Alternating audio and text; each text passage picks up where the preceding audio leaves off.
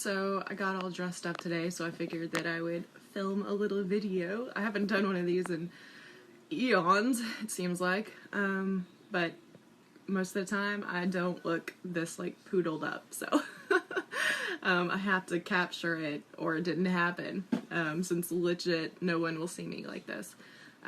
It's just another one of those boost my esteem kind of days, I suppose.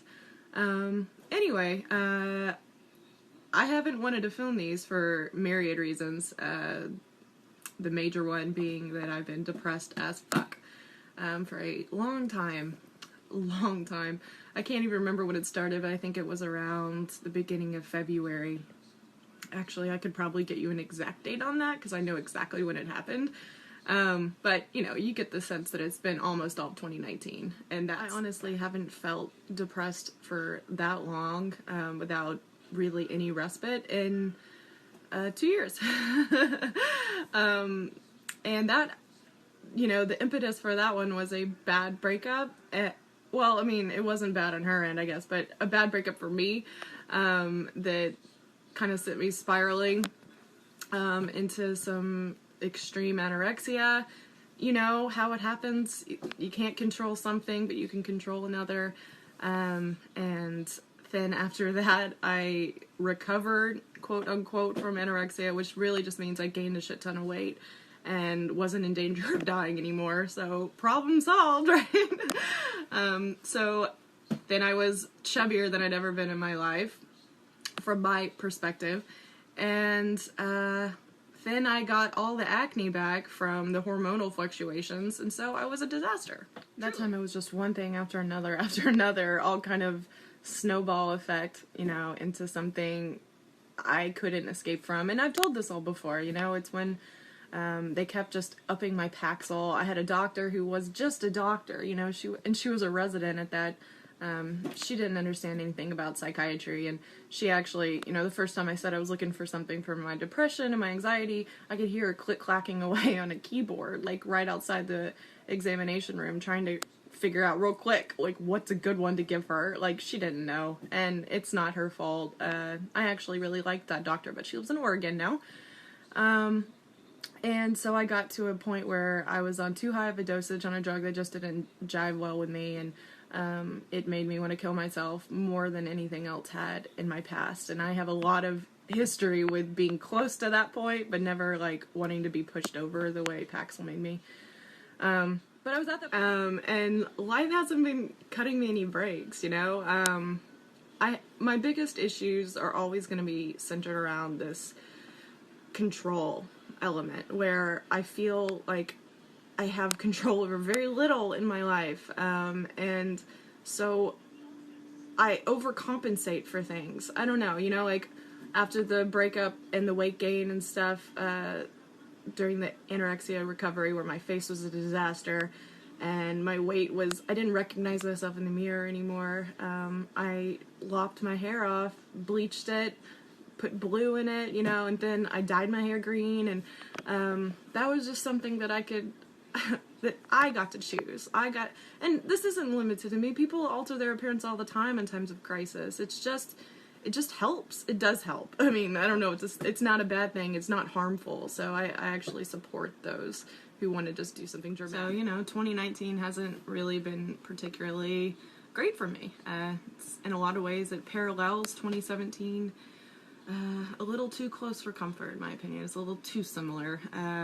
I'm not suicidal, and I have not been, and I have to probably give credit to the fact that I'm on a drug. I take Lamictal, and it is a mood stabilizer, and I think that keeping myself distant from, you know, diving into any kind of relationship, I think that has been very helpful, because I don't flourish in relationships, you know. I can never escape that feeling of insecurity. I can never really get comfortable. I'm always just so anxious and scared that I'm gonna be abandoned or left or whatever, to the point where I can't enjoy any of it, really. I mean, I'm just a nightmare to be with because I just never feel the love, you know. So I think that's kind of, I'm not sure if I'll ever be ready to be in like a real relationship again. I think there's some merit to, you know, the RuPaul saying if you don't love yourself, how the hell are you gonna love someone else? Or whatever. I don't watch RuPaul's Drag Race anymore. My ex did. But it's very true. And I don't think I'm ever gonna love myself in the way that I need to to make a good partner. And that's not to say that I don't think I have good qualities. But I think that the negatives certainly outweigh the positives. My parents think I'm crazy, but because I don't see the good in me. But it's not entirely true. I just think it's just not worth it. Like I said, most people who would look at my life would think, I don't know what she has to be depressed about. And those people are awful and don't understand how any of this works, and that's fine. But it's true to a degree. I mean, I have a great family. I have a roof over my head. I have no, handicaps or real disabilities. I mean, I have the mental one. That's the thing, is that, people look at me and they can't see that.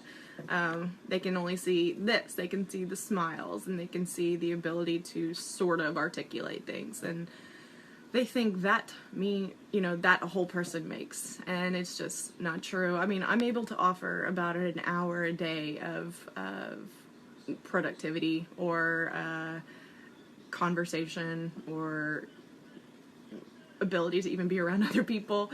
I get down on myself so quickly that I give up on everything. And unlike normal people who face adversity and bitch about it, but then, can push through it, I can't do that. I would rather just put a gun to my head, than have to face adversity. There's just some sort of malfunction, some kind of short circuit inside of me, and no one's been able to really crack it. I think it's just, I don't know how to be an adult. I think I'm kind of have this stunted, stuck in childhood type issue, and there really aren't many outs, anyway, I don't want to, I was actually going to post this to say that I think that my depression is getting better, but, the more I talk, the more unsure of that I am. Oh, good Lord. But I have been feeling a little better. I mean, I wouldn't be able to get dressed if that weren't the case, but I've also been feeling very out of control for issues that are related to physical things. I have been having acne that has come back very similar to how I did in 2017, where my hormones are just so effed up that it's a nightmare every day, waking nightmare. So since about March, I guess, actually starting in January, whatever regimen I've been using, prescribed by the dermatologist, it just stopped working. And it's always very difficult for me to get my birth control on time. So I just eventually gave up, and I was like, fuck the birth control. I'm not going to do this anymore, because it's just very stressful to have to rely on so many other factors to get their shit in order and give me my medicine. And it seems that there's always some kind of disconnect between the hospital in Houston and the local CVS. Whatever. But that was a bad idea. That was a bad idea in retrospect, because that made everything worse. And I started using a new medication that is a retinoid, adapalene. It's not the kind you can buy in stores. It's stronger, and it has a very lengthy purge period. My skin always reacts poorly to it, but I was thinking, I'm going to stick it out. I can do this. I've done it before, where my face was just completely broken out everywhere. I just have to kind of recluse and Greta Garbo myself into my house and not leave for 6 months. No, but really, it takes a very long time. God, I have a piece of hair stuck. And that's essentially what I did. But I gave up on it pretty recently, except for, just my lower face, which is a very hormonal spot for acne to hit. Just everything below my nose, around my mouth, around my chin. Cheeks and forehead and stuff are fine, but I've had a lot of hyperpigmentation from my old scars that have started to show up pretty strongly on my cheek, and this has caused me to binge eat a lot. So I've had my face and my skin and my weight be up and down and absolutely devastating to me. I've not handled it well. I know that this is all very vain sounding, but if you've never had severe cystic acne, then fuck off with your opinion. You do not know what it is like to have that be your reality for an extended period of time. And I'm sure that if you've had one cyst on your face, you have felt self-conscious about it, but when it's all of your face and there is no way to cover it up and you just have to, and that's the only part of you that people are going to see, and it's statistically proven that people have a negative opinion of people with acne or or acne scars, and you know that stuff and you've read the research, what it does to your confidence and self-esteem is irreparable, and you will have lifetime of body dysmorphia because of it. And that's where I am, and I'm still kind of in it. It's getting slightly better, but also it's a big, and you know, the cold hard truth is that I don't really think that I have much to offer outside of the way I look, and even though I'm not like a knockout, I can present myself in a way that is decent enough. You know, it's like I can mold myself into whatever anyone wants me to be. My intellect isn't going to draw anyone in. My lack of a college degree is not going to draw anyone in. My lack of a career is not going to draw anyone in. I am a stunted human. I am stagnated in like a 21-year-old's mindset. But it's not that I'm dumb. But sometimes I feel like I am, you know. I don't know. Maybe I'm not over my depression yet. This has been a very enlightening video. Somehow I feel worse about myself than when I started. So, like, this is why I don't like to talk about things. It's like I never feel better about it afterwards. I just feel more encased and awful. But anyway, it's been real. I'm dressed